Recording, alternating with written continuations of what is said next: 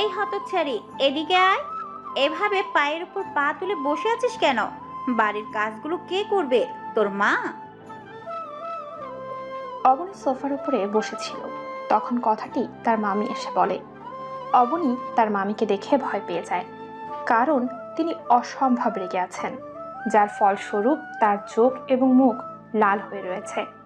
অবনী ভয়ার্ত গলায় জবাব দেয়, না মামি, আসলে আমার পাটা ব্যথা করছিল, তাই একটু বসেছিলাম। বসেছিস মানে? তাহলে বাড়ির কাজগুলো করবে কে? না, আসলে মামি, আমি করছি। তাহলে যা গিয়ে বাসনগুলো ধুয়ে রান্না কর। অবনী সেখানে আর না দাঁড়িয়ে সোজা চলে যায় কিচেনে। অবনী একটা অনাথ সন্তান। তার বাবা মা ছোটবেলায় গাড়ি অ্যাক্সিডেন্টে মারা যায়। তারপর থেকে মামার সাথে থাকে এবং মামি কাজের লোকের মতো খাটায়। অবনী কিছু বলতে পারে না, বললেই তাকে মারে। সে তাদের এরকম অবিচার সহ্য করতে না পেরে অনেকবার এ বাড়ি ছেড়ে চলে যেতে চেয়েছিল, কিন্তু সে বাড়ি থেকে বাইরে কোথায় যাবে?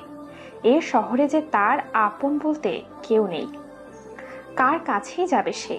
এই সব কথা ভেবে অবনীর আর এই বাড়ি ছেড়ে যাওয়া হয় না। অবনী কাজ করতে করতে দুপুর হয়ে যায়। সে সবাইকে খাইয়ে থালা বাসনগুলো ধুয়ে নিজের রুমে চলে যায়। ফ্রেশ হয়ে এসে বিছানায় গা এলিয়ে দেয়। সারাদিনের পরিশ্রমে অনেক ক্লান্ত হয়ে যায়, যার কারণে কিছুক্ষণের মধ্যেই হারিয়ে যায় ঘুমের রাজ্যে। এই যে নবাবজাদি, পড়ে পড়ে যে ঘুমাচ্ছিস, কাজগুলো করবে কে? অবনীর তার মামির হঠাৎ রাগী কণ্ঠের কথাগুলো শুনে ঘুম ভেঙে যায়। কি কি কি হয়েছে মামি? কি হয়েছে মানে? পড়ে পড়ে যে ঘুমাচ্ছিস, বাড়ির কাজগুলো করবে কে? মামি, আমি তো সব কাজ গুছিয়েই এসেছি, এখন তো কোনো কাজ নেই। কাজ নেই মানে? কয়টা বাজে তোর খবর আছে? বিকেল 4টা বাজে আর তুই বলছিস বাড়ির কোনো কাজ নেই? অবনী ঘড়ির দিকে তাকিয়ে দেখে সত্যি 4টা বাজে। না মানে মামি, ঘুমিয়েছিলাম, তাই বলতে পারিনি। মনে থাকবে কিভাবে? মনে হচ্ছে যে এটা তার বাপের বাড়ি, যে যখন ইচ্ছা তখন ঘুমাবে আর উঠবে। যা গিয়ে কাজ কর। অবনীর তার বাবার কথা শুনে তার দু চোখ দিয়ে দুফোঁটা অশ্রু গড়িয়ে পড়ে, যা তার মামির অগোচরে। অবনী বিছানা থেকে উঠে দাঁড়ায়। অবনীর মামি বলে, আর শোন, আমার জন্য চা নিয়ে আসবি রুমে। অবনী বলে, জি মামি। অবনী চলে যায় কিচেনে, আর প্রথমে সে তার মামির জন্য 1 কাপ চা বানিয়ে চলে যায় তার রুমে। মামি, আসবো? হুম, আস। আপনার চা। রাখ। অবনী চায়ের কাপটা রেখে চলে আসতে যাবে তখন, এই অবনি, শোন। জি মামি। যারা স্কুল থেকে এসেছে কিনা দেখ। সে যদি স্কুল থেকে আসে তাহলে তাকে খাবার দিস। আচ্ছা মামি। অবনী সেখান থেকে চলে আসে জারার রুমে। এসে দেখে জারা স্কুল থেকে ফিরছে। যারা, কখন আসলি? এই তো মাত্র। তো খাবার খাবি? খাবার খাবো না তো কি খাবো? তোমার মাথা? অবনী আর কিছু না বলে কিচেনে চলে আসে আর খাবার নিয়ে আবার চলে আসে জারার রুমে। যারা, তোর খাবার। রাখো, আমি হাত ধুয়ে আসছি। অবনী খাবার প্লেটটা টেবিলের উপরে রাখে আর জারা এসে খেতে বসে। জারা খাবার প্লেটটা হাত দিয়ে সাথে সাথে অবনীর উপর ফেলে দেয়। অবনী কিছু বুঝে ওঠার আগেই এসব হয়ে গেল। এই, এগুলো কি খাবার? ঠান্ডা কেন? জারার চিৎকার শুনে তার মা তার রুমে চলে আসে। কি হয়েছে রে মা? এভাবে চিৎকার করছিস কেন? চিৎকার করব না? এই ফকিন্নির বাচ্চা, এগুলো কি খাবার এনেছো? অবনী মাথা নিচু করে দাঁড়িয়ে আছে। তখন তার গালে কিছু একটা অনুভব করলো। তার মামি তার গালে থাপ্পড় মেরেছে। সে গালে হাত দিয়ে দাঁড়িয়ে আছে আর কান্না করছে। এই হতচ্ছাড়ি, তুই খাবারগুলো গরম করে আনতে পারিসনি? আমার মেয়েটা সারাদিন পরে এসে ঠান্ডা খাবার খাবে?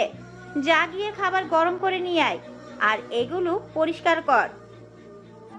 অবনী চলে যায় আবার কিচেনে, আর খাবার গরম করে এনে দেয় এবং রুমটা পরিষ্কার করে দেয়।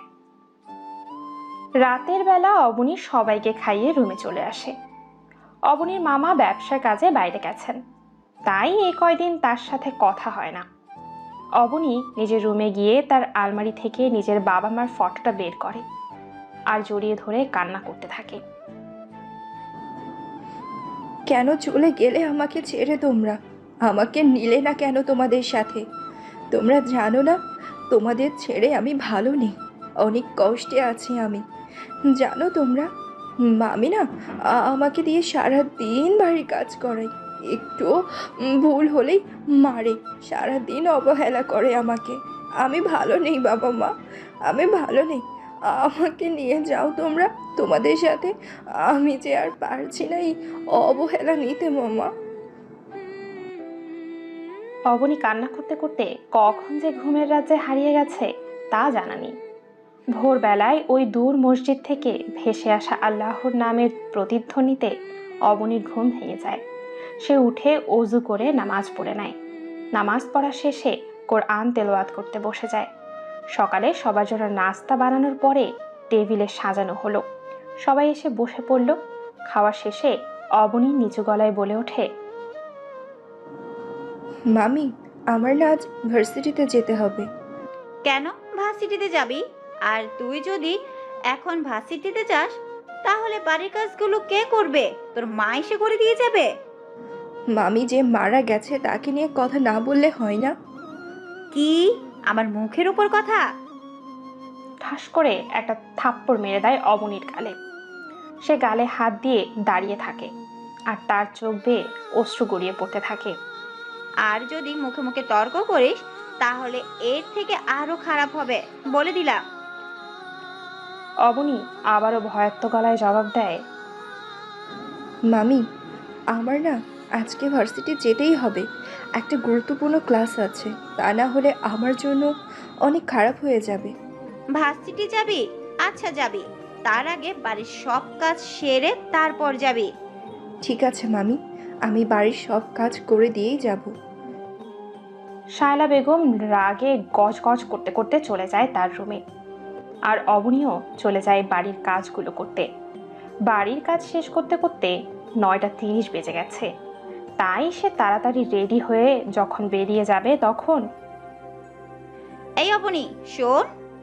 জি মামি, কিছু বলবেন? এই ধর, এগুলো ধুয়ে রোদে শুকাতে দিয়ে তারপর যাবি। কতগুলো শাড়ি ধরিয়ে দিল। অবনী বুঝতে পারলো তার আজকে ভার্সিটি যাওয়াটা তার মামি মোটেও পছন্দ করছে না। তার মামি এমনিতেও তাকে পড়তে দিতে চায় না।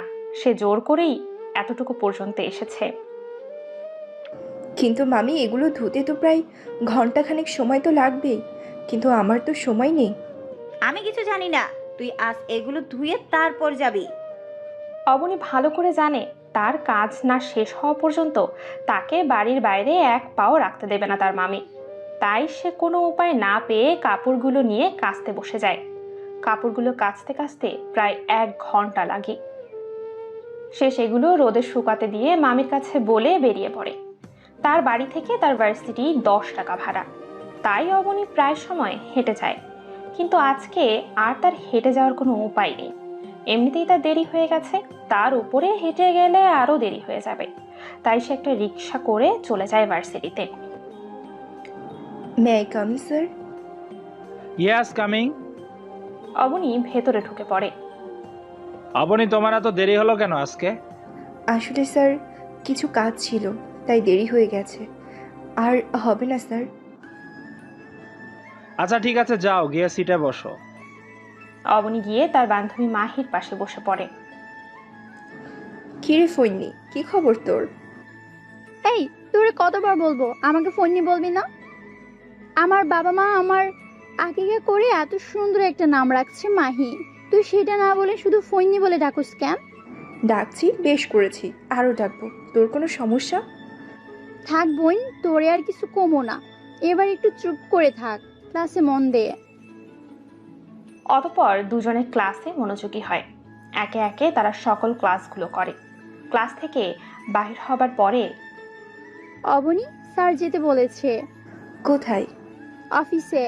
কালকে রাতে আমার কাছে একটা মেসেজ আসে, সেখানে লেখা ছিল তার সাথে যেন ভার্সিটি শেষে দেখা করি। আচ্ছা চল। তারা দুজনেই নিজেদের মধ্যে কথোপকথন করতে করতে চলে আসে অফিসে। May I come in sir? Adnan সাহেব চেয়ারে কেস ফাইল ঘাটছিলেন। হঠাৎ সামনে তাকায়। ও, তোমরা আসো। তারা দুজন ভেতরে গিয়ে দুইটা চেয়ারে বসে পড়ে। বলো কি খাবে, চা না কফি? স্যার, আমরা এখানে খেতে আসিনি, কী জন্য ডেকেছেন সেটা বলুন। আচ্ছা ঠিক আছে, যে জন্য ডেকেছিলাম তোমরা যত দ্রুত সম্ভব তোমাদের কাজটা শেষ করো। স্যার, চেষ্টা করছি, আশা করি অতি দ্রুত শেষ হয়ে যাবে। গুড। আর সবসময় নিজেদের কাছে পিস্তল রাখবে, কারণ এখন সন্ত্রাসীদের সংখ্যা বাড়ছে। তারা কখন তোমাদের উপর আক্রমণ করে বসে তার ঠিক নেই। ঠিক আছে স্যার। আর আমাদের চিনবে কিভাবে তারা? আমাদের পরিচয় নেই। তোমাদের নাম পুরো সিআইডিতে সিক্রেট, কেউ জানে না তাদের দুজন লেডি অফিসার রয়েছেন। আচ্ছা ঠিক আছে স্যার, আমি তাহলে আসি, আমার আবার দেরি হয়ে যাচ্ছে। ওকে, টেক কেয়ার। তারা দুজন বাইরে চলে আসে। প্রথমত, তুই আমারে আর ফোনই বলবি না। দ্বিতীয়ত, তুই যেখানে থাকবি সেখানে আমার কথা বলার কোনো প্রশ্নই আসে না। আচ্ছা, আমি যাই রে। যাই মানে? তুই প্রথমে আমার সাথে খাবার খাবি, তারপর যাবি? না রে, আজকে না, অন্য একদিন। এমনিতেই দেরি হয়ে গেছে, জানি না কপালে কি আছে। আমি কিছু শুনতে চাই না। তুই আমার সাথে এখন রেস্টুরেন্টে খাবি মানে খাবি। তারা দুজন খাবার খেয়ে যে যার গন্তব্যে চলে যায়। এদিকে অবনীর ভয়ে তার কপাল বেয়ে ঘাম ঝরে পড়ছে, কারণ মামি তার সামনে রাগী মুখ নিয়ে দাঁড়িয়ে আছে। অবনী কি বলবে ভেবে পাচ্ছে না, কারণ তার অবস্থা কাহিল। এই হতচ্ছাড়ি, তোকে কি রাস্তায় রাস্তায় ঘুরে বেড়ানোর জন্য বেরোতে দিয়েছি? চুপ! আর এখন মাহির নাম দিয়ে চালিয়ে যাবি ভেবেছিস? কি মনে করেছিস তুই কি করিস না করিস আমি কিছু জানি না? ছেলেটা কে ছিল? অবনী তার মামির কথা শুনে যেন আকাশ থেকে পড়ল। কোন ছেলে? কিসের ছেলে? মামি, তুমি কিসের কথা বলছো? কিসের ছেলে? কিসের ছেলে যেন কিছুই জানে না। তোকে আজকে যারা স্কুল থেকে আসার সময় একটা ছেলের সাথে দেখেছে।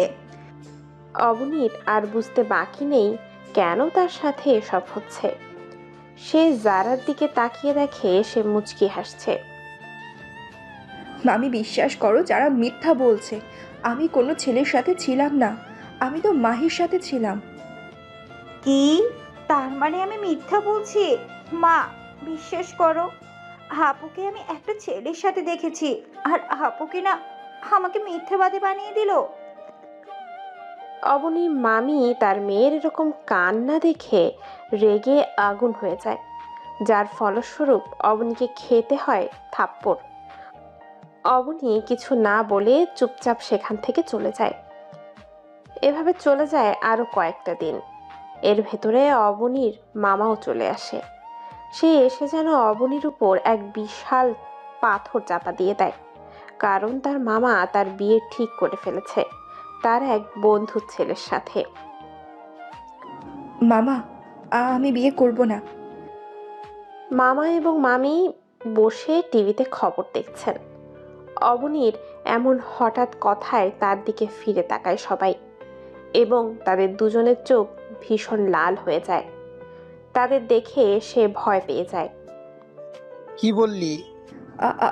আমি এই বিয়ে করব না। কেন বিয়ে করবি না?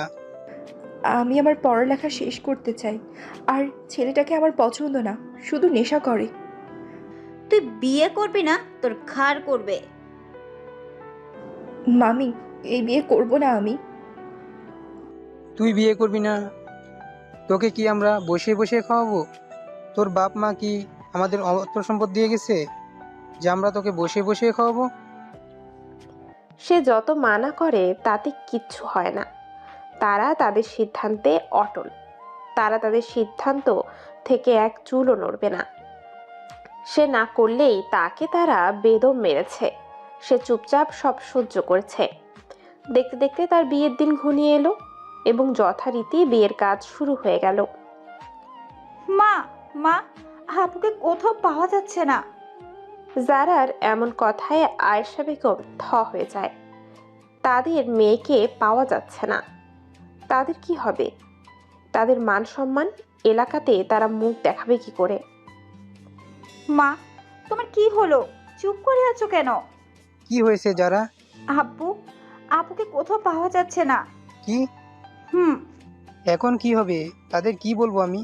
আমার মান সম্মান তো গুলোই। এখন আমি বরপক্ষদের কি বলবো? আব্বু আপুর ঘর থেকে এই চিরকুটটা পেয়েছি। প্রিয় মামা, তুমি যখন এই চিরকুটটা হাতে পাবে তখন হয়তো তোমরা আমাকে পাবে না। চলে গেছে আমি তোমাদের থেকে, নিজের মতো করে বাঁচতে, নিজের মতো করে নিজেকে গড়ে তুলতে। তোমরা বলতে না আমি তোমাদের বোঝা, তাই আজকে বোঝাটা কমিয়ে দিয়ে গেলাম। জানো মামা, আমি তোমাদের কাছ থেকে সারা দিন অবহেলা পাওয়ার পরেও কেন যেতাম না? কারণ তোমার মুখটা মায়ের সাথে মিলে যায়। তোমার দিকে তাকালে আমি আমার মাকে দেখতে পেতাম, আর মামিকে আমি মায়ের মতো দেখতাম, কিন্তু সে আমাকে দু চোখে সহ্য করতে পারতো না। তবুও আমি কিচ্ছু বলিনি। তোমরা আমার বিয়ে ঠিক করেছো, কিন্তু তা আমার অমতে, তাই আমি তোমাদের থেকে চলে যেতে বাধ্য হয়েছি। ক্ষমা করো তোমাদের মান সম্মান নষ্ট করার জন্য। আর আমি আবার আসবো আমার মায়ের বাড়িতে। আমার মায়ের বাড়ি আমার বাড়ি। তোমরা যে বাড়িতে থাকছো সেটা তোমাদের বাড়ি না, আমার বাড়ি। ভাবছো কিভাবে জানলাম?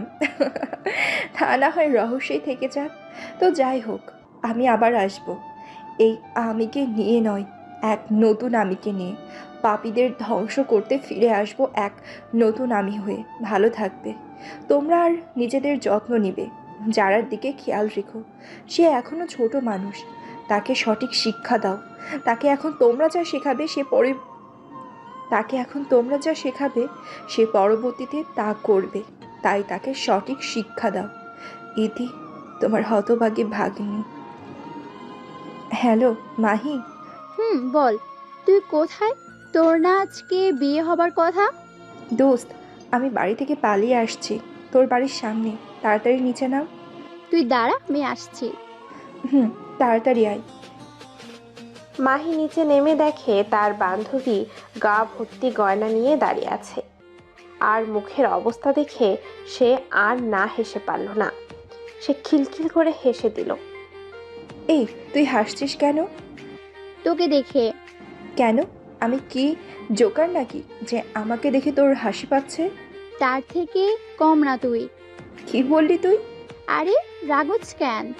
যা বললাম তা তো সত্যি। রোদে তোর মেকআপের যা অবস্থা হইছে না, দেখতে তোকে। তুই থাম, ভিতরে চল যাই। চল। তারা দুজন রুমে এসে ফ্রেশ হয়ে নেয়। তা তুই বিয়েটা করলি না কেন? আমি বিয়ে করব না, কারণ এখনো পড়ালেখা বাকি। তার চেয়ে বড় কথা, মনের মতো কাউকে পাইনি। যার সাথে তারা বিয়ে ঠিক করেছে সে একটা নেশাখোর। তো কি হয়েছে? তুই তোর ভালোবাসা দিয়ে তাকে ঠিক করে দিতি। মাহি, মজা বাদ দে। আমার এখন ভালো লাগছে না। কালকে স্যারের সাথে দেখা করতে হবে এবং ঢাকা যেতে হবে। ঢাকা কেন? আমাকে আমার গোপন এজেন্ট বলেছে, বড় বড় মাফিয়ারা সবাই ঢাকা তাদের নতুন আস্তানা করেছে, তাই তাদের ধরতে ঢাকা যেতে হবে। আচ্ছা ঠিক আছে, ঘুমা, কালকে আমাদের যেতে হবে আবার। May I come in sir?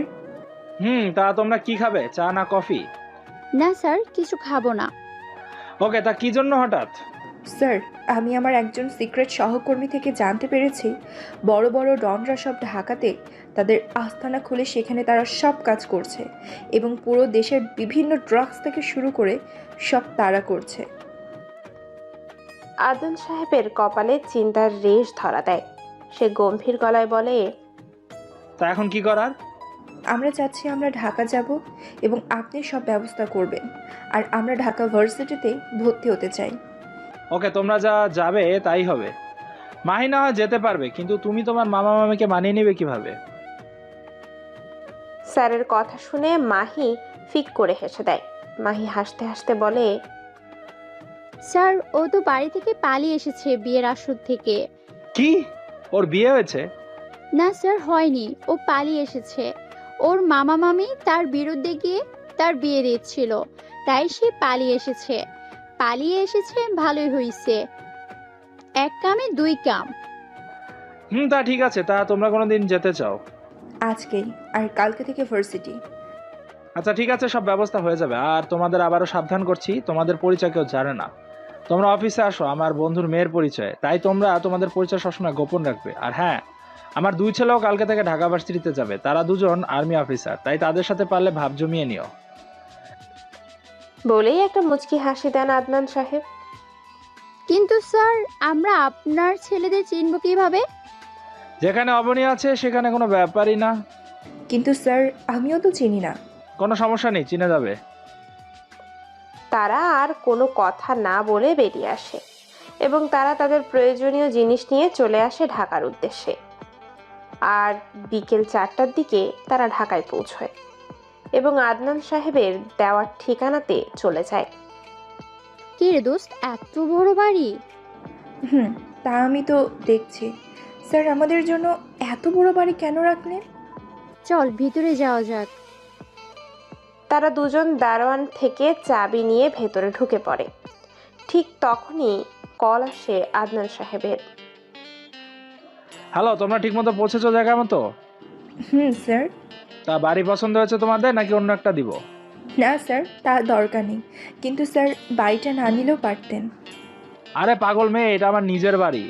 এটার কথা শুধু আমি আর আমার বউ জানে, তাই তোমাদের সুবিধাতে তোমাদের থাকতে দিয়েছি এবং ভবিষ্যতেও তোমরা থাকবে। বুঝলাম না স্যার শেষের কথাটা। না কিছু না, কোনো সমস্যা হলে বলো। আর তোমাদের ভার্সিটি সোমবার থেকে, মানে মাঝখানে একদিন সময়, তোমাদের প্রয়োজনীয় যা দরকার কিনে নিও। ঠিক আছে স্যার। মাহি? পাশে তাকাতে দেখে মাহি নেই। সে এতক্ষণ কথা বলাতে পাশে যে মাহি নেই সেদিকে তার কোনো খেয়ালই ছিল না। মা, এই মেয়েটা আবার কই গেল? মাহি, এই মাহি। আমি ওপরে, চলে আয়। অবনী উপরে চলে যায় আর দেখে মাহি তার জামা কাপড় আলমারিতে রাখতে ব্যস্ত। কিরে, এতক্ষণের মধ্যে তোর জন্য রুমও ঠিক করে ফেললি? আর শুধু আমার জন্য না, আমাদের দুজনের জন্য, বুঝেছিস? তা কিছু খাওয়া লাগবে না। তাহলে যা গিয়ে রান্না করে আন। বাড়িতে কিছু আছে যে রান্না করব? তুই অনলাইনে অর্ডার দে। দিচ্ছি। এই অবনী, চল, খাবার আসতে আসতে আমরা বাড়িটা ঘুরে দেখি। চল। তারা দুজন ঘুরতে ঘুরতে ছাদে চলে আসে। ছাদ থেকে ঢাকার ব্যস্ত শহরকে সুন্দর মতোই দেখা যাচ্ছে। এই হচ্ছে ঢাকা ব্যস্ত শহর। মানুষ তাদের জীবিকা নির্বাহের জন্য নিজের গ্রাম, নিজেদের আপনজনদের রেখে এই ব্যস্ত শহরে আসে। আবার কেউ ঘুরতে আসে। বড় লোকেরা তাদের উপর হুকুমদারি করে। প্রায় সন্ধ্যা নেমে এসেছে এই ব্যস্ত শহরে। কেউ এখন ছুটে চলেছে বাড়ির দিকে সারা দিনের রোজগার নিয়ে, আবার কেউ ছুটে চলেছে তাদের চাকরিতে। মানুষের জীবনটা একটা যুদ্ধক্ষেত্র, যেখানে তাকে প্রতি সেকেন্ড লড়াই করে বেঁচে থাকতে হয় এই ব্যস্ত শহরে। এই ব্যস্ত শহরে কেউ একদিন না খেলেও অন্য কেউ একজন এসে জিজ্ঞেস করবে না খেয়েছে কিনা। সবাই তাদের নিজেদের নিয়েই ব্যস্ত, তাই তাদেরকে বেঁচে থাকার জন্য লড়াই করতে হয়। আমার জীবনও লড়াই ক্ষেত্র, যেখানে আমি প্রতিনিয়ত লড়াই করে বেঁচে আছি। সবার সাথে তার মতো করে মানিয়ে নেওয়ার চেষ্টা করে যাচ্ছি, কিন্তু আমি মনে হয় ব্যর্থ। এই অবনী, দেখ তো, ওই দুইটা ডেলিভারি বয় না? অবনী দাঁড়িয়ে দাঁড়িয়ে কথাগুলো ভাবছিল। তখন মাহি জোর ধাক্কা দিয়ে কথাটা বলে। তার কথা মতো আমি নিচে তাকিয়ে দেখি দুইটা ছেলে বাড়ির গেট দিয়ে ভেতরে প্রবেশ করছে। তাদের দেখে বোঝা যাচ্ছে না ডেলিভারি বয়, কিন্তু তবুও মেনে নিতে হয়। তারা দুজন ডেলিভারি বয়। তাহলে দেরি করছিস কেন? চল নিচে গিয়ে খাবারগুলো নিয়ে আনি। তুই যা, আমি আসছি। তাড়াতাড়ি আসবি। ওকে বাবা, যা। মাহি নিচে চলে আসে এবং কিছুক্ষণের মধ্যে ছেলেগুলো চলে যায়। অবনীও চলে আসে নিচে, আর তারা দুজন খেয়ে নেয়। সূর্য পশ্চিম আকাশে হেলে পড়েছে, চারিদিকে নেমে এসেছে ঘন অন্ধকার। মাহি চল ছাদে যাই, এই ব্যস্ত শহরের সন্ধ্যাটা উপভোগ করি। চল। তারা দুজন চলে যায় ছাদে। সন্ধ্যায় ঢাকা শহরকে যেন অন্যরকম লাগছে। চারদিকে লাল নীল সবুজ বাতি জ্বলছে, আর গাড়ির ব্যস্ততা যেন এক মনোনীয় পরিবেশ। তারা দুজন সন্ধ্যা উপভোগ করে নেমে আসে নিচে এবং 10টা নাগাদ গল্প করে শুয়ে পড়ে। পরের দিন সকালবেলা ওঠে তারা, তাদের প্রয়োজনীয় কাজ সেরে নেয়। দেখতে দেখতে বিকেল হয়ে যায়। এ অবনী, আমি শপিং এ যাব, তুই যাবি? যাব। আমারও শপিং করতে হবে কিছু, বাড়ি থেকে আসার সময় তো কিছু নিয়ে আসতে পারিনি। তাহলে চল দুজনে একসাথে যাই, চল। তারা দুজন রেডি হয়ে চলে যায় শপিং করার উদ্দেশ্যে এবং তারা তাদের প্রয়োজন মোতাবেক শপিং সেরে নেয়। এই তোর আর কিছু লাগবে মাহি? না, আমার আর কিছু লাগবে না। তাহলে চল। তারা দুজন বেরিয়ে পড়ে শপিং সেরে। এমন সময় অবনী সজোরে গিয়ে কারোর সাথে ধাক্কা খায়। অবনী নিচে পড়ে যায়। সরি ম্যাম, আমি আসলে দেখতে পারিনি আপনাকে। কোনো ছেলের কণ্ঠস্বর পেয়ে অবনী উপরে তাকায়। তখন সে কালকের সেই দুইজন ডেলিভারি বয়কে দেখতে পায়। অবনীকে মাহি এতক্ষণে দাঁড় করে দিয়েছে। ম্যাম সরি, আসলে আমি আপনাকে দেখতে পারিনি। আচ্ছা ঠিক আছে, কিন্তু তোমরা দুজন এখানে কেন? ধন্যবাদ ম্যাম, আমরা আসলে কিছু শপিং করার জন্য এসেছি। ও, তা তোমাদের নাম তো জানা হলো না। আমি আবির, আর এই হচ্ছে আমার ছোট ভাই আবিদ। আপনারা দুজন ভাই? মাহি অবাক হয়ে জিজ্ঞেস করে, জি ম্যাম, আর এখানে অবাক হওয়ার কি আছে? ঠিকই তো আছে মাহি, তুই আবার এত অবাক হলি কেন? না এমনি, চল বাড়ি যাব। চল। তারা দুজন বেরিয়ে আসে বাড়ির উদ্দেশ্যে। আর অন্যদিকে তারা দুই ভাই তাদের যাওয়ার দিকে এক মনে চেয়ে থাকে। এই তুই কি দেখছিস এত? কই কি দেখছি? তুই আমাকে বলছিস কেন? তুই নিজেও তো তাকিয়েছিলি এতক্ষণ। কই, আমি তাকিয়েছিলাম? আর ভুলে যাস না, আমি তোর বড় ভাই, সম্মান দিয়ে কথা বলবি। হ্যাঁ, আসছে আমার বড় ভাই, সম্মান দিয়ে কথা বলবি? চল ভাই, তোর সাথে আমি পারবো না। পারবি না? তখন লাগাতে আসিস কেন? কেন রাখতে আসিস? সেটাই আমার ভুল হয়ে গেছে, এখন চল। চল।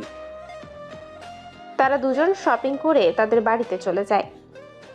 এ অবনী, ছেলে দুইটা কি হ্যান্ডসাম না? তারা দুজন সবে মাত্র বাড়িতে এসে নিজেদের রুমে গিয়ে বসলো। এর মধ্যে মাহির এরকম কথা শুনে তার দিকে তাকায় অবাক দৃষ্টিতে। এরকম করে তাকিয়ে আছিস কেন? এত এত অবাক হওয়ার কি আছে? না সেটা না, দুজন বলছিস কেন? কাকে পছন্দ হয়েছে সেটা বল, নাকি দুজনকেই পছন্দ হয়েছে? আরে না, দুজনকে না, ওর কি যেন নাম না, আবিদ। আবিদ, তাকে পছন্দ হয়েছে। আর আবির না কি যেন, তাকে তোর জন্য রেখে দিলাম। আচ্ছা, তুই প্রেম কর, না হয় তাকে বিয়ে করে নে, আমার কোনো সমস্যা নেই, কিন্তু ভুলে যাবি না আমরা এখানে একটা মিশনে এসেছি। না, তা ভুলবো কেন? মিশনও কমপ্লিট করব, আর নিজের জীবন সঙ্গীও খুঁজে নেব। তোর যা ইচ্ছা হয় তা কর, কিন্তু ছেলেগুলো তো ডেলিভারি বয়। তা দেখি হয়েছে, ভালোবাসা কি আর এগুলো দেখে হয় নাকি? ভালোবাসা তো হয় মন থেকে।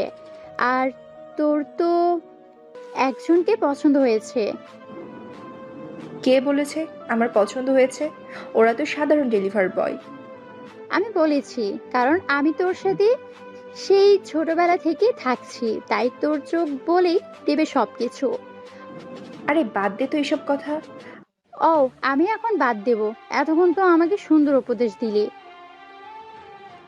অবনী কিছু না বলে চলে যায় ওয়াশরুমে।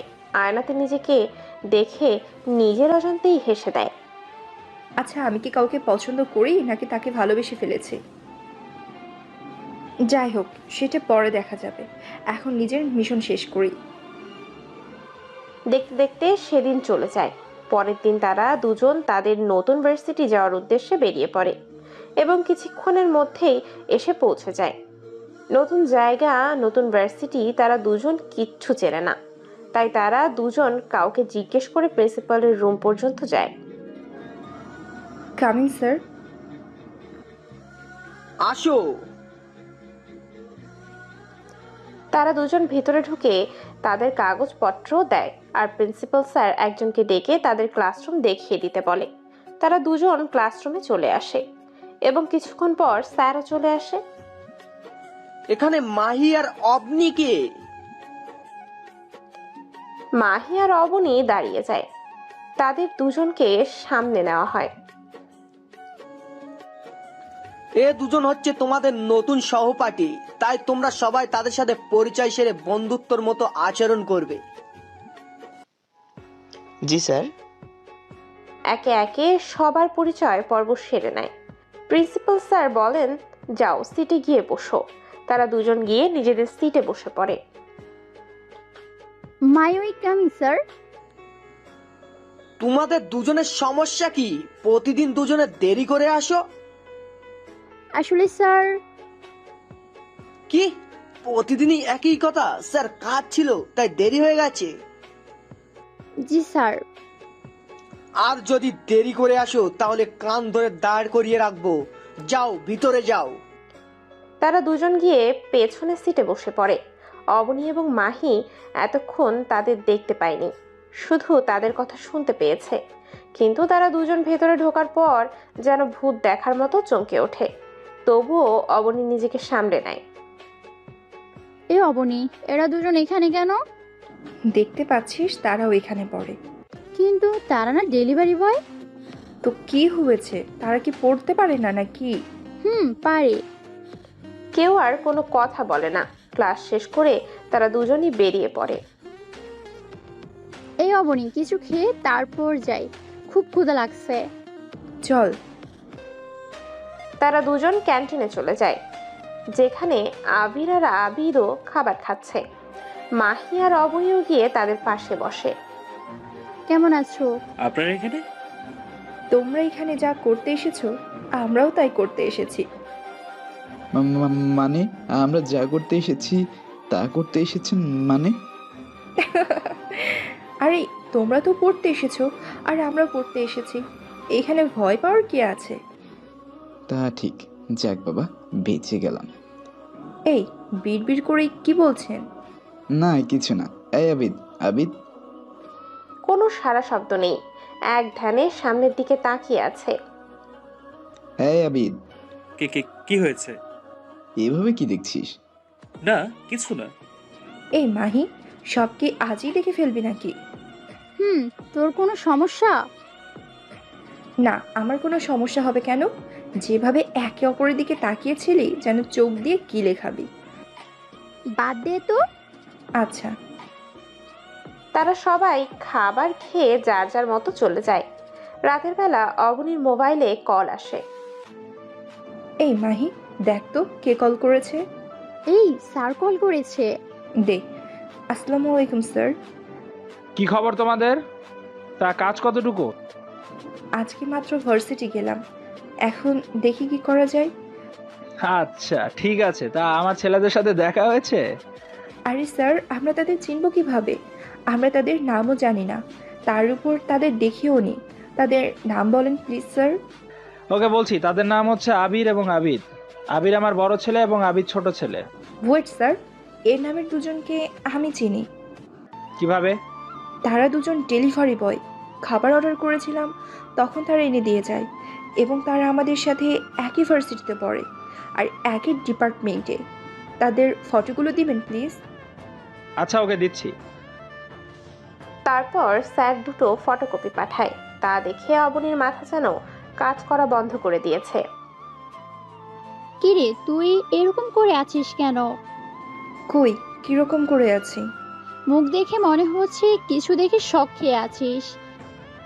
আদনান সাহেব ফটোগুলো পাঠানোর পর অবনী দাঁড়িয়ে ফটোগুলো নিখুঁতভাবে দেখছিল। তখন উপরোক্ত কথাগুলো মাহি এসে বলে। তুই ঠিক ধরেছিস। এই যে এই ছবিগুলো দেখ, দেখে শখ খেয়ে গেছি। দেখি কি এমন ফটো যে দেখি তুই শখ খাবি। অতঃপর অবনীর হাত থেকে মোবাইল নিয়ে নেয় মাহি এবং মোবাইলের স্ক্রিনের দিকে তাকায়। তারও চোখ বড় বড় হয়ে যায়। এই কি করে সম্ভব? এরা তো সেই ডেলিভারি বয়, আর এদের দেখে অবনী এত বড় শখ খেলো। তার চেয়েও বড় কথা, এদের ফটো অবনী কোথায় পেল? তুই এদের দেখে শখ খেলি? এরা তো সেই ডেলিভারি বয়, আর তুই তাদের ফটো কোথায় পেলি? তারা শুধুই কি ডেলিভারি বয়? তা নয় তো কি, তারা কি কোনো রাজ্যের প্রিন্স নাকি? মাহি, মজা করবি না তুই। তাদের পোশাক দেখ। মাহি এতক্ষণে শুধু মুখগুলো দেখেই অনেক কিছু চিন্তা ভাবনা করে ফেলেছে, কিন্তু গায়ের পোশাকের দিকে নজরই দেয়নি। তাই সে নজর মোবাইলের স্ক্রিনের উপরই, এবং তার চোখ আরো বড় হয়ে ওঠে। আরে এদের গায়ে তো আর্মি পোশাক, তাহলে কি তারা? ঠিক ধরেছিস, আর্মি অফিসার, আর আমাদের স্যারের ছেলে। কে? স্যারের ছেলে? তাহলে তারা ডেলিভারি বয় হলো কেন? ভুলে যাস না, আমরা যেরকম মিশনে এসেছি তেমনই তারাও এখানে মিশনে এসেছে। আচ্ছা চল তো, খাবো, প্রচুর ক্ষুধা লাগছে। এই নিয়ে পরে ভাবা যাবে। তোর তো শুধু খাই খাই, চল। অতঃপর তারা দুজন খেয়ে ঘুমিয়ে পড়ে। হ্যালো, আসসালামু আলাইকুম আব্বু, কেমন আছিস? আলহামদুলিল্লাহ ভালো আছি। তুমি কেমন আছো? আম্মু কেমন আছি? আমিও ভালো আছি, আর তোর আম্মুও ভালো আছে। আবিদ কোথায়? এই তো কম্পিউটার গেমস খেলছে। কি গেমস খেলছে? মানে তোরা না মিশনে গেলি আসে গেমস খেলছে? আরে আব্বু বাদ দাও তো, ও এরকম জানোই, ও কোনো সময় কাজের সময় সিরিয়াস থাকে না। আচ্ছা ঠিক আছে, তোদের কাজ কতটুকু আগিয়েছে? আব্বু মাত্র আজকে ভার্সিটি গেলাম, চিন্তা করো না, আশা করি কিছুদিনের মধ্যেই সন্ত্রাসীদের শনাক্ত করতে পারবো। আমিও সিআইডির দুজনকে পাঠিয়েছি, তারাও একই কথাই বলেছে। কি, তুমিও দুজনকে পাঠিয়েছো? ভুলে যাস না, কাজটা সিআইডি টিমের উপর এসেছিল, আর তোদেরও আমি পাঠিয়েছি, তোদের কর্নেলের সাথে যোগাযোগ করে। তা ঠিক।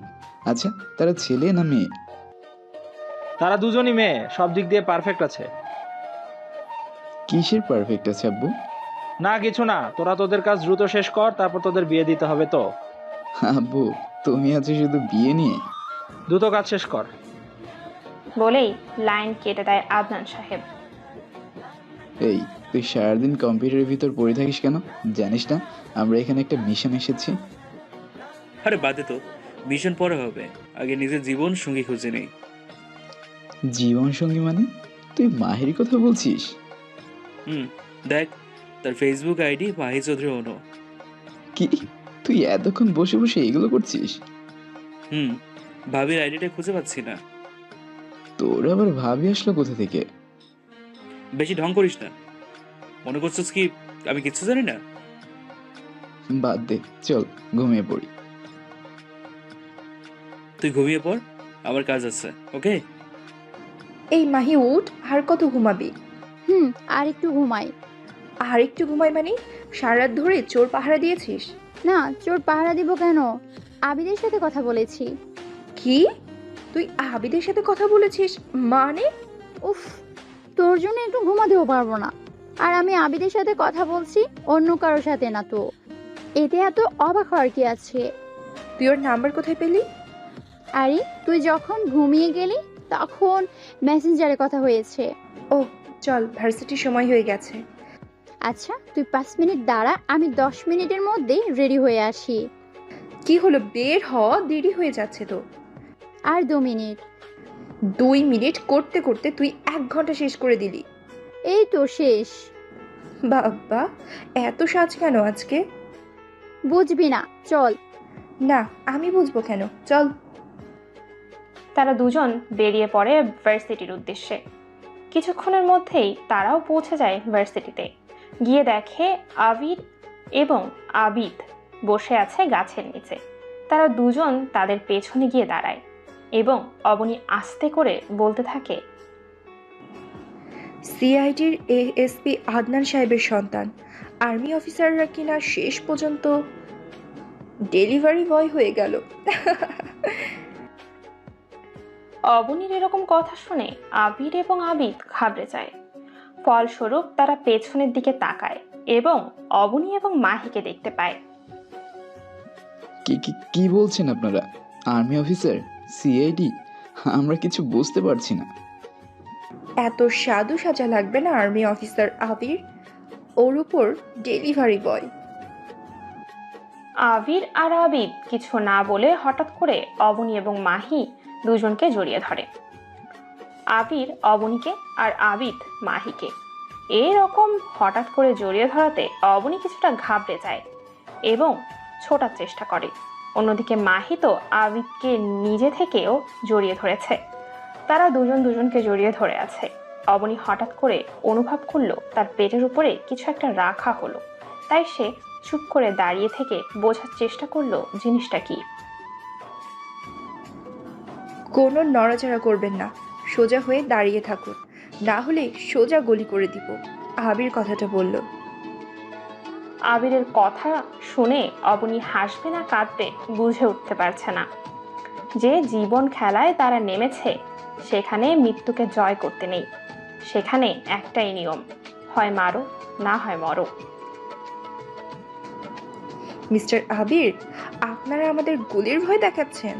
আরে এগুলো আমাদের কিচ্ছু করতে পারবে না। আমাদের পরিচয় জানলেন কিভাবে? আমরা সিআইডি অফিসার, তাই কারো পরিচয় জানতে বেশি সময় লাগে না। আমরা সিআইডি অফিসার, কারো পরিচয় জানতে সময় লাগে না। কি? CID officer? আবিদ চোখ বড় বড় করে তাকিয়ে কথাটা বলল। কেন কেন সন্দেহ আছে নাকি? আছে। তাহলে দেখুন। বলে মাহি তার ব্যাগ থেকে আইডি কার্ড বের করে দেখালো। এবার বিশ্বাস হলো?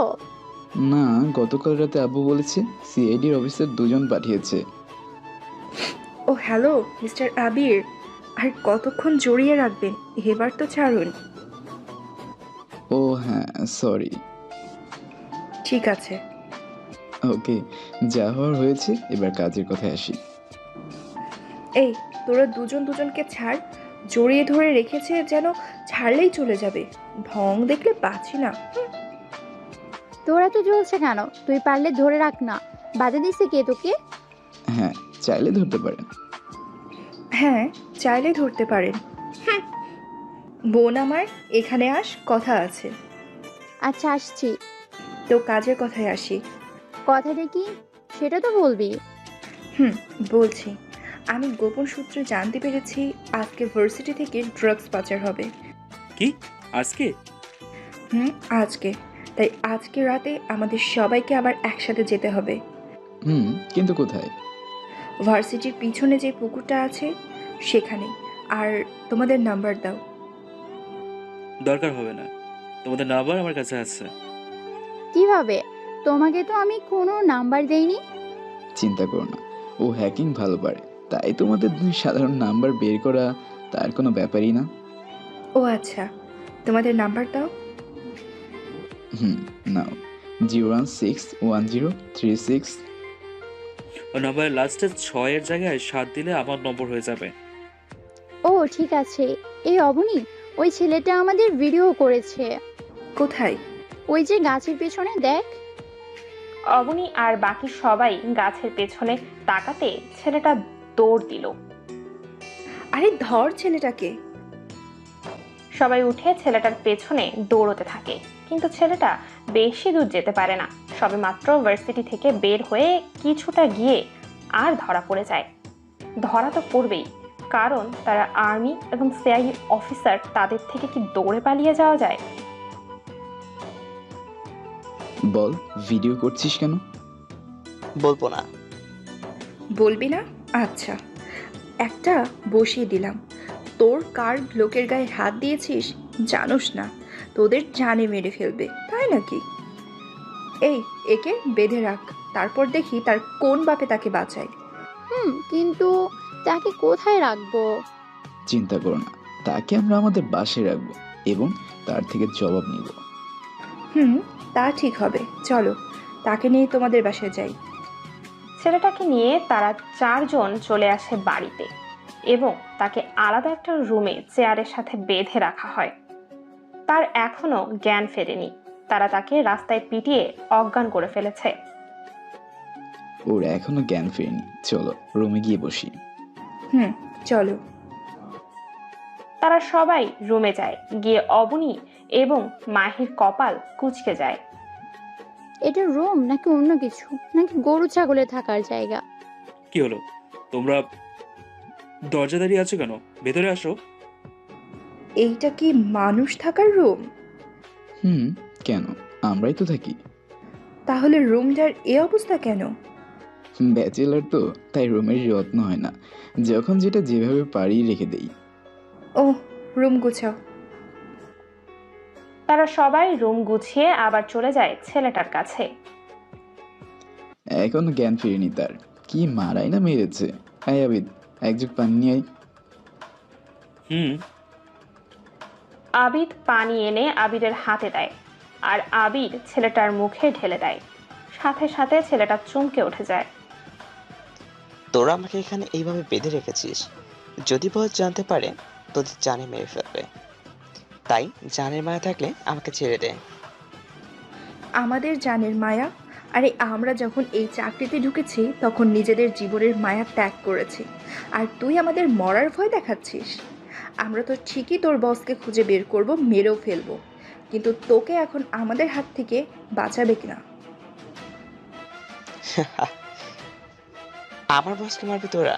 আরে তোদের মতো এসব আর্মি সিআইডি আমার বসের পায়ের তলে থাকে, আর সেখানে তোরা তাকে মারবি?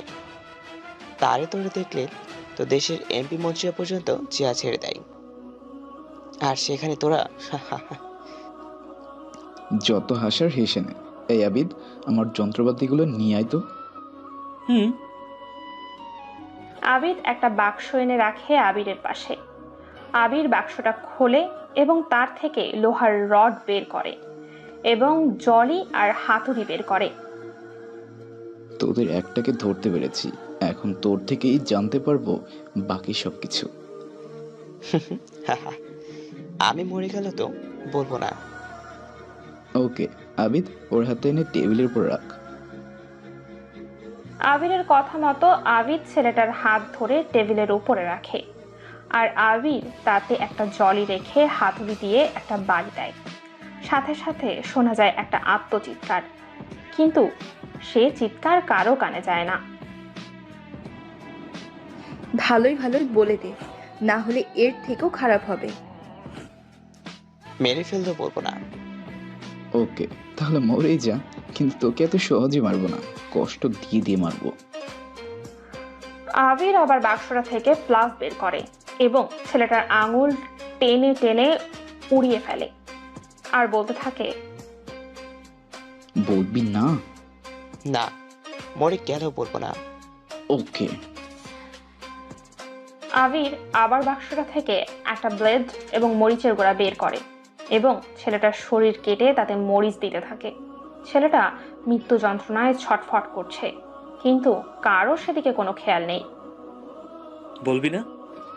বলছি ভাই, বলছি, প্লিজ আমাকে ছেড়ে দেন। এই আবিদ, এক বালতি পানি এনে ওর গায়ে ঢেলে দে। হুম। আবিদ পানি এনে ছেলেটার গায়ে ঢেলে দেয়, আর ছেলেটা ছটফটানি কমে যায়। বল। পাপা, পানি। এই নে পানি, আর তাড়াতাড়ি বল। ছেলেটা পানির বোতল নিয়ে গপ গপ করে খেয়ে নেয় পুরোটা, তারপর বলতে থাকে, বল, তোর বসের নাম কি? জানি না। এ কথা শুনে আবিদের মাথা গরম হয়ে যায়, আর সে রড দিয়ে এক বাড়ি মারে। বিশ্বাস করুন, আমি বসের নাম জানি না, তাকে কখনো দেখি নাই। তাহলে তোরা কাজ করতে কিভাবে?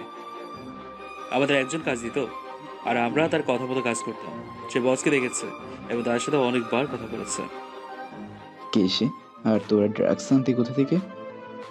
আমরা ভার্সিটি থেকে আনতাম, আর আমাদের ড্রাগস দিত ভার্সিটির প্রিন্সিপাল। কি? প্রিন্সিপাল? সে একজন শিক্ষক হয়ে এ কাজ কিভাবে করতে পারে? জি, প্রিন্সিপাল স্যার। তোরা কিভাবে জানতি কোন দিন ড্রাগস পাচার করতে হবে? তারা আমাদের একটা চিঠির মাধ্যমে জানিয়ে দিত এবং আজকে রাতে ড্রাগস পাচার করবে। তোর সাথে আর কে কে আছে? আমার সাথে ভার্সিটির দারোয়ান আছে। ও, তাহলে আজকে ড্রাগস পাচার হবে? জি। ওকে, আর কি জানিস? আমি আর কিছু জানি না, প্লিজ আমাকে ছেড়ে দিন। মুক্তি দিব, একেবারে চিরমুক্তি। না, আপনারা এটা করতে পারেন না, আপনারা চিট কর। আর কোনো শব্দ হলো না। ছেলেটার শরীর নিস্তেজ হয়ে গেছে। একটা বুলেট তার মাথার এপার ওপার হয়ে বেরিয়ে গেছে। আর সাইলেন্সার লাগানো বন্দুক হাতে দাঁড়িয়ে আছে অবনী। এদের মতো আবর্জনাকে বাঁচিয়ে রেখে লাভ নেই, এরা বেঁচে থাকলেই আবর্জনা আরো বাড়বে। তাই বলে এভাবে মেরে দিবি? আরো কিছু জানতে পারতাম। ওর থেকে আর কিছু জানতে পারবি না, বাকিটা জানতে পারবি রাতে, শালা প্রিন্সিপাল থেকে। চল বাসায় যাব, আর তোমাদের সাথে রাতে দেখা হবে, এবং আবর্জনাটা ফেলে দিও। কোনো কথা নেই তাদের দুজনের। হাঁ করে তাকিয়ে আছে। হাঁ করে তাকিয়ে আছো কেন? ওকে মেরে ফেললি কেন? এখন গভর্নমেন্টকে কি জবাব দিবি? আমার কোনো জবাবদিহিতা লাগে না, আমি আমার মতো করে শুট করি। ওকে ফেলে দিও, বাই। বলেই মাহি আর অবনী বেরিয়ে আসে। চারিদিকে অন্ধকার এবং শুনশান নীরবতা। চারজন মানুষ দাঁড়িয়ে সেই অন্ধকারের ভিড়ে। এই অবনী, রাত 1টা বাজে, এখনো তো কেউ আসছে না। আসবে, অপেক্ষা করো। এই আবির, কিছু দেখতে পেলে? না, সারা ভার্সিটি ঘুরিয়ে দেখেছি, কিন্তু কোথাও সন্দেহজনক কিছু দেখছি না। ওকে ড্রোনটাতে রেখে দাও আর ভিতরে চলে আসো। চলো। তারা চারজন ভেতরে ঢুকে পড়ে এবং আস্তে প্রিন্সিপালের রুমের দিকে যেতে থাকে। প্রিন্সিপাল রুম থেকে কথার আওয়াজ আসছে। যা ভেবেছিলাম তাই হয়েছে, তারা রুমের ভিতরেই আছে। সাবধানে যাবে। তারা সবাই আস্তে আস্তে রুমের ভেতরে ঢুকে তাদের পজিশন নিয়ে নেয়। প্রিন্সিপাল স্যার এখনো উল্টো দিকে ঘুরে আছেন। আসো আসো আর্মি অফিসার এবং সিআইডি অফিসার, তোমাদের জন্য অপেক্ষা করছিলাম। আমাদের জন্য অপেক্ষা করছিলে মানে? হা হা হা, কি ভেবেছিলে তোমাদের সম্পর্কে কিছু জানি না? তোমরা যেদিন ভার্সিটিতে পা রাখলে সেদিন থেকেই আমি তোমাদের সম্পর্কে জানি। ও, তো এবার তোমাকে আমাদের হাত থেকে কে বাঁচাবে? হা হা হা, তোরা আমাকে মারতে পারবি না, বরং তোরা নিজেরা মরবি। এ পর্যন্ত আমাদের কেউ আমাদের ধরতে পারেনি, আর যারা ধরতে এসেছে তারা আর ফিরে যেতে পারেনি। তোরাও পারবি না, আর আমার বসকে ধরা অসম্ভব। তোকেও মারবো এবং তোর বসকেও মারবো। তুই একা আছিস এখন? হা হা হা, আগে তো নিজেদেরকে তো বাঁচিয়ে নে। বলার সাথে সাথে 4টা গুলির শব্দ হলো, আর 4টা গুলি এসে লাগে চারজনের বুকে, এবং রুমের কোণা থেকে বেরিয়ে আসে চারজন। সে চারজন আর কেউ না, ভার্সিটির বাংলার শিক্ষক, ইংরেজি শিক্ষক, 2 জন দারোয়ান। এরকম হঠাৎ আক্রমণে তারা কেউই প্রস্তুত ছিল না। আরও একটা গুলি এসে লাগে বুকে, তারা লুটিয়ে পড়ে ফ্লোরে। প্রিন্সিপাল গুটি গুটি পায়ে হেঁটে আসে সামনে। আমি জানতাম তোরা আজকে আসবি। কিভাবে জানি? তোরা যখন আমার লোককে আসিফকে ধরেছিস তখনই আমি জেনে গেছি সে যে ধরা পড়েছে। কিভাবে জানলাম জানিস? তার শার্টের বোতামে একটা চিপ ছিল। তোরা যখন ধরে তাকে পিটাচ্ছিস তখন সেটা ভেঙে যায়। তখন আমি জানতে পারি যে ধরা পড়েছে এবং সব বলে দিবে, আর তোরা এখানে আসবি। তাই আমি আগে থেকে সব রেডি করে রেখেছি। আর তোরা এখানে এসেছিস মাত্র 2 দিন হলো, আর এসেই আমাদের সাথে টক্কর দিচ্ছিস। আরে আগে আমাদের সম্পর্কে জান বুঝ, তারপরে লড়তে আসিস। তারা আর কিছু শুনতে পায়নি, চোখ জোড়া বন্ধ হয়ে আসছে। না, আর পারছে না চোখ খোলা রাখতে, চোখ বন্ধ হয়ে গেল। এই যা, লোক ডেকে এদের রাস্তায় ফেলে দিয়ে আয়। এমনিতে আর কিছুক্ষণ থাকলে মারা যাবে। শালা আমাদের পেয়ে আসছে ধরতে। ঠিক আছে। এই তোরা এসে এদের রাস্তায় নিয়ে ফেলে দিয়ে আয়। ঠিক আছে সব। তারা এসে ওদের 4 জনকে নিয়ে যায় এবং রাস্তায় ফেলে দেয়। এই চুপ কেন, কথা বলবি না? বস কল দিয়েছে। Hello boss. কাজ কতটুকু হয়েছে? বস তাদের খতম করে দিয়েছি। গুড, আজ আর ড্রাগ যাবে না, যে যার মতো থাকো। ঠিক আছে বস, আপনি দেশে আসবেন কবে? ঠিক আছে বস। সকালে বসে অবনীর মামা এবং মামি আর তার বোন টিভিতে খবর দেখছে। হঠাৎ তাদের একটা খবরে চোখ আটকে যায়। সেখানে অবনী এবং মাহিকে দেখাচ্ছে, সাথে 2 ছেলেকে। নিচে হেডলাইন বড় বড় করে লেখা, গতকাল রাতে বাংলাদেশের ড্রাগস পাচারকারীদের ধরতে গিয়ে সিআইডি অফিসার অবনী জাহান এবং সিআইডি অফিসার মাহি চৌধুরী অনু আর আর্মি অফিসার আবির এবং আবিদ ঘটনাস্থলে মারা যায়। আমরা তাদের অফিসার চিহ্নিত করেছি। সিআইডির গোপন অফিসার ছিল অবনী জাহান এবং মাহি চৌধুরী অনু। তাদের সম্পর্কে তাদের এসিপি ছাড়া আর কেউই জানে না। আর আর্মি অফিসার 2 জন ছিল এসিপির সন্তান। এতটুকু পড়ে অবনীর মামা ভেঙে পড়ে। অবনী মারা গেছে ভাবতেই তাদের কষ্ট হচ্ছে। তার থেকে বড় কথা, সে একজন সিআইডি অফিসার ছিল। কিন্তু ক্ষমা চাওয়ার সময় তাদের দিল না অবনী। চলে গেল তাদের ছেড়ে দূর ওই আকাশে, তারার মাঝে। অন্যদিকে আবির এবং আবিদের মায়েরও একই অবস্থা। তাকে কোনোভাবেই ঠিক রাখা যাচ্ছে না। কিন্তু আদনান সাহেবকে দেখলে মনে হবে না তার ছেলে এবং তার মেয়ের মতো 2 জন অফিসার মারা গেছে। সে নিজেকে স্বাভাবিক রেখেছেন। আর মাহির জন্য তো কেউ কাঁদবে না, কারণ সে এতিম। তার কেউ নেই এই নিষ্ঠুর পৃথিবীতে, শুধুমাত্র অবনী ছাড়া। অবনী হচ্ছে তার মা, বাবা, ভাই, বোন, বান্ধবী, সবকিছু। তাই তার জন্য সে ছাড়া কাঁদার আর কেউ নেই। কিন্তু সে নিজেও চলে গেছে তার সাথে না ফেরার দেশে। তাহলে তার জন্য কাঁদবে কে? আবিদ তো চলে গেছে তার সাথে ওই দূর আকাশে। তাহলে কে কাঁদবে তার জন্য? না, কেউ কাঁদবে না। এই নিষ্ঠুর পৃথিবীতে সবাই তার নিজের স্বার্থের জন্য খুঁজবে তাকে, ভালোবেসে কেউ তাকে খুঁজবে না। হ্যাঁ, নিষ্ঠুর পৃথিবীর নিয়মটা এরকমই। প্রয়োজনে সবাই কাছে টেনে নেয়, আর প্রয়োজন শেষে সবাই দূরে ঠেলে দেয়। কেউ তখন ভালোবেসে কাছে রাখতে চায় না। সবার কাছে সে বোঝা হয়ে যায়। তখন সে ছোটে নতুন গন্তব্যে, নতুন স্বপ্নের আশায়, নতুন করে বাঁচার আশা নিয়ে। কিন্তু আমি কি নিয়ে থাকবো এই নিষ্ঠুর পৃথিবীতে? কাকে নিয়ে বাঁচার স্বপ্ন দেখব? সবাই যে স্বার্থপর, প্রয়োজন শেষে সবাই দূরে ঠেলে দেবে। তাহলে কাকে বিশ্বাস করে বাঁচব? কাকে? প্রশ্নটা থেকেই যায়। দেখা হবে নতুন সিজনে, এক নতুন অধ্যায়ে আবার। সে পর্যন্ত ভালো থাকুন। ধন্যবাদ।